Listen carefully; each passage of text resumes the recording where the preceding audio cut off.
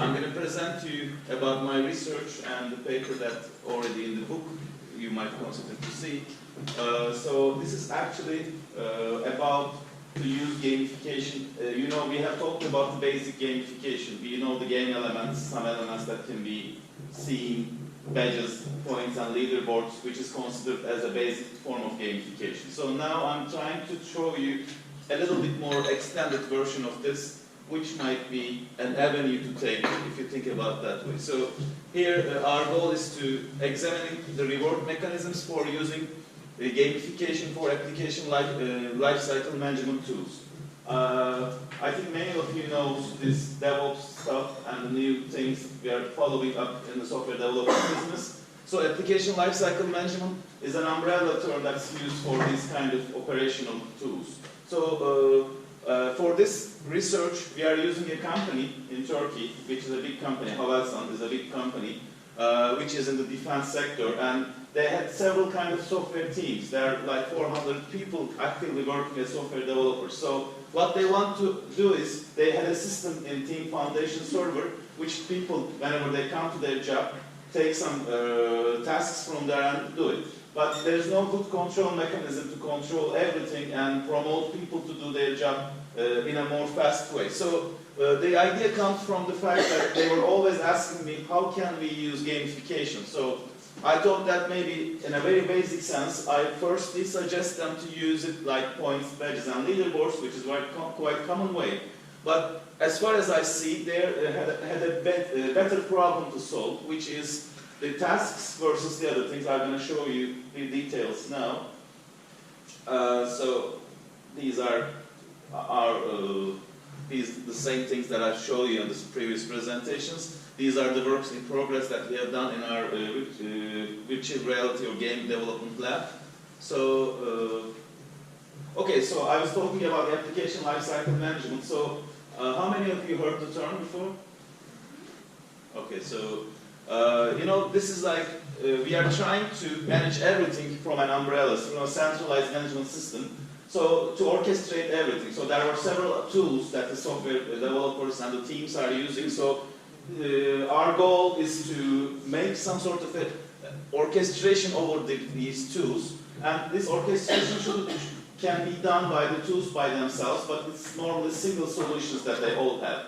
So you can use Jira, and Jira has some sort of extra add-ons that you can use to incentivize people. Maybe you can use other tools, SVN tools that also could be, has some other tools which can help you. But eventually what needs to see is, if you consider everyone as a player of the team, you need to, people are complaining about their efforts not visible. So they need to see like they're doing their job in a proper sense, but their effort not visible, especially in application lifecycle management systems, the big systems I mean. Like if you have a small team, everyone knows each other, everyone knows what the others do, you know, the sprints, the daily stand-up meetings, they're all for this kind of stuff. But the other problem that we have here is just, in a big system, your effort can be lost in a way. So this is some sort of a way that we are trying to do is to try to highlight this problem. So our goal is, like we have told about several different things, what we can do. The very basic idea is we can give points, badges, and then keep people engaged. But what we see is these people are beyond, like many of them are gamers, and they, whenever you do something like this to the gamers, most of them are playing games, so it's not very easy to motivate them because their own life is, they experience many games. They don't really get very excited about points and the other things. They can use it against you even in that situation. So we thought that maybe we can have a different approach, which is also a game theoretical approach. It's called auction mechanism. So we can have everything auctionized in the system. So we can have several tasks which will be based on the points. And then these things can be like resources versus the human allocation. It's the same idea that we use, but our game is based on a little bit like an auction mechanism. So we all know about what the software process is. So it's a kind of a value-seeking activity and several decisions that we make. But we know that the teams of actors or the other people in our teams are known by their individualism, rationality, and mutual interdependencies, and there are several social interactions we use. So auctions is a kind of game theoretical approach. I mean, game theory is, maybe you heard it before, but like we try to model the human choices, interactions in game theory, mathematical sense. But it's hard to have a practical aspect of the game theory. It's not very easy to have this kind of things. So if you're designing the rules of a game, it's called a mechanism design. And auction is a mechanism. So if you go to an auction, there's a mechanism, there's a rules of the play that you can be able to attend to the system. So there are several games, and auction is one of the games that we can say. And in this in mechanism design, you can set the rules. The important thing is the rules should bind everyone in an equal way. So they should have to feel themselves to play, to participate in the game. Otherwise, I cannot favoritize one player from the other. Then it would be unfair that people wouldn't like to play. So this mechanism is usually based on their personality types, interactions, and the roles that they're trying to do. So the thing that we introduced by the auction mechanism is something also called the reward structure. So other than thinking that giving them badges and points only, we try to formalize it in a big scenery as a reward mechanism. So we should have to think about how can we incentivize them, and how can we make them meaningful choices among a set of options. So there could be several options for them, but they should have to choose the best thing that they have to do. So there's another theory called cognitive evolution theory. It's just another theory based on your rewards and can be used to motivate the behavior. So this is a little bit more academic way to see the things when you compare it, a simple induction of people. So in this theory, there are the rewards that we can say tangible or intangible rewards, for example, expected, unexpected rewards, and contingency tasks like task contingent, engagement contingent, completion and performance contingent.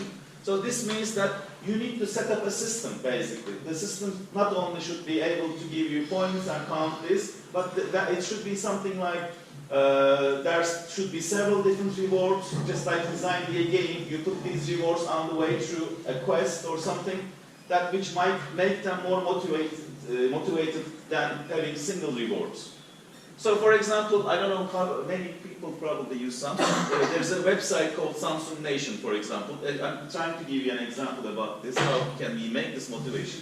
So if you go into their website, which is called Samsung Nation, it gives you several rewards. So one reward here is like cruise. If you you unlock a badge here in Samsung com. So here's like if you stay here for a while, it gives you a badge, for example. But this is just, if you think about that, this should be more adaptable. So you don't give everyone a badge, but you try to build a reward structure based on your profile, other than thinking just singly treating everyone the same. So that's one of the maybe advancements of game, especially advancements of gamification over this. So the reward should be intangible, unexpected, and if you're getting the reward by the engagement that you have. So think about this way. If you have several tools, you have several different rewards, but these rewards should be orchestrated. So that's all I can say about this initial form of the idea, but I'm willing to have some questions from you. I understand, maybe I misunderstand, but I understand essentially these rewards are individual, yeah? So a single person gets rewarded when it behaves correct in a way, whatever. This is can be very helpful when you want to raise a certain competitive environment, but it could also lead to a elbow culture. Yeah? Everybody wants first. Do you also think about team rewards? Well, we have the thing that we also consider is to make, for example, team efforts. Like many games also promote this idea. If you play with your friend, you get extra promotion. So here, for example, if we can define a quest that you can do it together or as a team. So it will be, the elbow culture will dissolve, we presume. I mean, but still it's a kind of in progress. So it's just the idea, and then we start to develop this idea on the top of the software in a middleware. But probably next year, I will give you more information about what we have as seed. But this year is just, we have the idea, we have the developers, we have the funding now, and then I think we could be able to try what we should be seeing next year maybe. To ask about this kind of as well, because as a long-term gamer, I wanted to know if there are tasks that are not to be chosen individually, but like you mentioned, you mentioned World of Warcraft where you have raids that are way too hard to do alone, so you have to find some sort of a team, like 5, 10 people, and coordinate with them. So the coordination is not done by the system, but by the players, basically. So is that an option as well, or? Yeah, we consider it because, like, as many other people, like you just say, so it becomes too individualistic and people will then crash each other for getting the best out of it. But as in the games, as you already mentioned, World of Warcraft, so you can always make a self-organization. Like you try to find a healer or a magic, some sort of a people other than your role. It can be same as here. You're looking for a tester for a job with a high ranking, for example, with a tier. So it's just, it might make them a little bit more motivated. I know you're a gamer, you should have to say. Yeah. Would it make any? For sure, because the thing is, once I found a team or I know some people, like in a company or something, I'm way more motivated to work with them again because I know, I trust them, I respect their skills, whatever. You give some games. Yeah. I have like my friends list, and whenever I try to do content, I will, or like do a task, I will contact them and say, hey, do you have time? We could do this together, or do I have to wait 1 week until you finish this? Whatever. Just an idea. How many of you use Stack Exchange? Are you using Stack Exchange for anything? You know, Stack Exchange, there's a gamified form. What I would say, if you do not use it, you probably use it because if you ever search anything about programming, it will come up at the first place. But the thing is, if you start to become a member, it's very hard because people are very harsh to you there. Like I was trying to fish them, asking some book-based questions to see how the system works. I get minus 20 points in an instant. So they're just what could happen in the systems? Systems become too elite, and they don't want the environment anymore because they, as you see, you have the best team and you do the best thing. So that could be some sort of a long-term problem or a shot, but we will try to figure it out. But I have seen it in Stack Exchange. That's a big problem because it's very hard for you to go into that community. It just becomes elite community. And it's very hard for you to get the points, like maybe the first one's not, but it becomes a little bit more harder. So it's just, it could be the case, for example, a problem. Richard, you missed a little bit. I would have liked to see your presentation. I was running out there. Yeah. Well, basically, I don't want to recap everything, but I can, they will be more or less. Okay, let's go for the first slide then. Well, I'm not going to do this. I'm probably not very happy with this. Okay. But just to what Richard would have asked me if he had been. see from a system perspective, this actually promotes the individual performance inside the software-driven organization. But as Richard pointed out earlier, the biggest problem is really in getting all these systems placed together. Yeah. So could you actually promote more of an individual promotion than a team promotion or a system promotion? I give you one example. This is our problem. Yeah. For instance, you might evaluate the car, okay? And then the software guys say, yeah, no problem, everything under control. And then you start to evaluate the parameters, right, which they have configured. And then you realize, that's interesting. Yeah. Let's assume that was before. That was the car before. Vettel was always winning, and then Mercedes team was always winning. And so they made an analysis, what's going on. Yeah? And actually the software guys, perfect guys. Hardware guys, perfect guys. System guys, perfect guys. And then there was the evaluation team. And you realized that actually the RPM of the motor should be 35,000 RPM. Yeah? Which at the maximum can bring up the car to 550 kilometers per hour over the mile.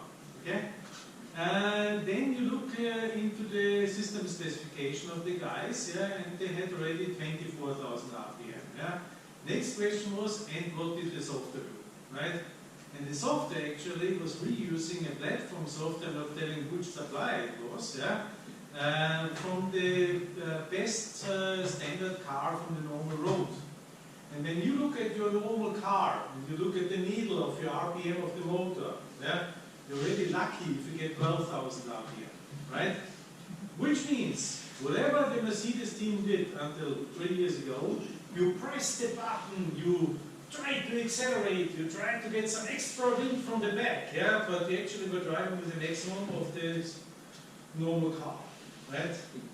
Yeah, and this is exactly what is the problem nowadays. Yeah, the software guy is perfect. System guys tell you, we have done the system correctly. Physical guys will tell you, we always told them the parameter, but it's one parameter and the system doesn't work. And the software guys don't understand physics, the physics guys don't understand software. The mechanical guys say the product is only them, because when you look from it outside, it's only them. Yeah? And this is the biggest problem we have. Yeah? And this is exactly what they are missing in the game scenarios. You talk about software, but I think we should have some constraints coming in, yeah? Where we say in the game there should be suddenly a physical guy, yeah? Giving you some kind of constraints of parameters which the software is only allowed to apply. Yeah? So they might work and plan something, and then he says, no, that's a limit here. Yeah? The mechanical guys who might play the role that they don't understand anything of software, but give them only 3 functions by name, but expect that they work reliably. Yeah? And still, there must be someone playing a system role, yeah? Trying to get the understanding together in a complete understanding of how the system works. And this is missing. So you talk about software, but the point is we need more interfaces to other teams which are not software, if we get it running on the complex environment. Yeah, obviously we need to, but still in the software business we still couldn't differentiate the problems within the roles, still, if you consider in a more focused way, so still we have this kind of problems, even inside of it. And outside will obviously have lots of bigger problems. Yeah, but